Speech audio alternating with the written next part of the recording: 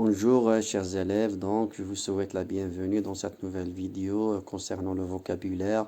Dans le vocabulaire, aujourd'hui on va essayer de travailler sur le dictionnaire, comment on doit lire un article de dictionnaire.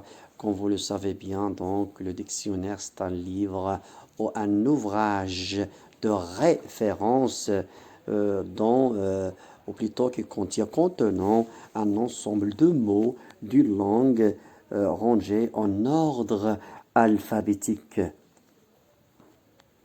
Alors, lorsqu'on a un mot difficile, lorsqu'on lit un texte, donc on doit se diriger vers le dictionnaire comme le Robert ici. C'est un dictionnaire qui est très très connu en français. Il y a aussi un autre dictionnaire, c'est Larousse. Larousse aussi c'est un dictionnaire très très connu. Ce sont deux dictionnaires les plus connus en français.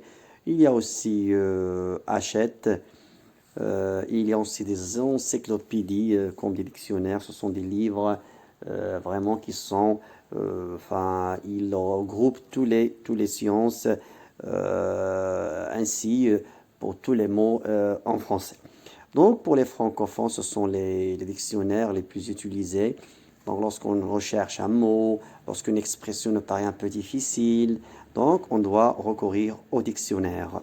Donc, l'on passe maintenant au côté pratique de l'article de dictionnaire. Donc, l'article de dictionnaire, c'est une page qu'on peut trouver dans un dictionnaire. On appelle un article de dictionnaire. Il y a des mots qui sont rangés en ordre alphabétique. C'est ça le dictionnaire. Donc, le dictionnaire, il est rangé en ordre alphabétique de A jusqu'à Z. Si on veut travailler par exemple sur un mot, on a le mot abondance ici, qu'on voyait aussi le mot et ce mot, il y a un ordre dans la façon de traiter ce mot. Donc la première chose, comme on a dit dans la classe, il y a le mot.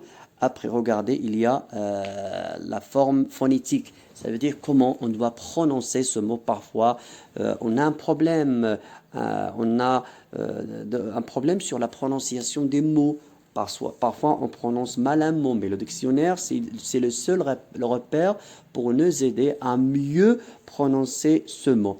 La deuxième, ici on a dit qu'il y a le mot, ici abondance, il y a la prononciation. Troisièmement, il y a ce qu'on appelle la classe grammaticale. La classe grammaticale, ça veut dire quoi la classe grammaticale? Ça veut dire, est-ce que ce mot est un déterminant?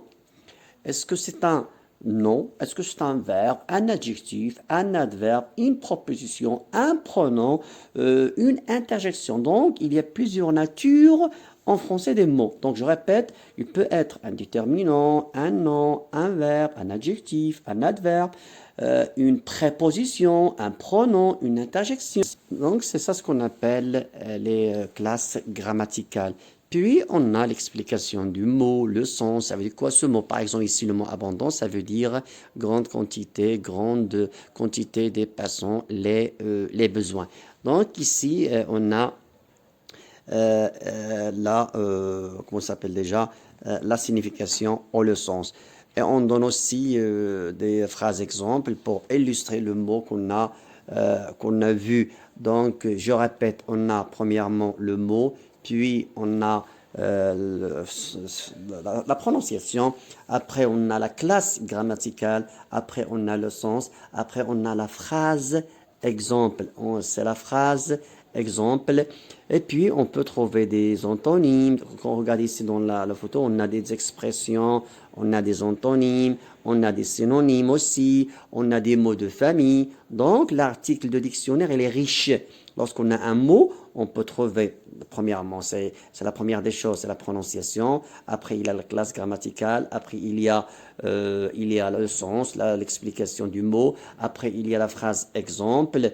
Et on peut trouver d'autres informations telles que les synonymes, les antonymes, les mots de la même famille, parfois pour le verbe, la conjugaison. Donc, il y a un tas d'informations dans un article de dictionnaire. Mais, ce que vous devez retenir pour le moment, lorsque vous avez un mot à expliquer, toujours il est suivi d'une prononciation. Donc, je répète, donc on a un mot, donc puis il y a la prononciation, il y a la classe grammaticale, il y a l'explication, le sens de mots, il y a la phrase exemple, et on a d'autres informations telles que les expressions, telles que les antonymes, les synonymes. Ça dépend du mot. Parfois, on peut ajouter aussi le mot d'origine, l'étymologie. On peut parler aussi, par exemple, l'origine de mots. Est-ce que c'est un arabe, un anglais, etc. Donc, je vous remercie. À la prochaine.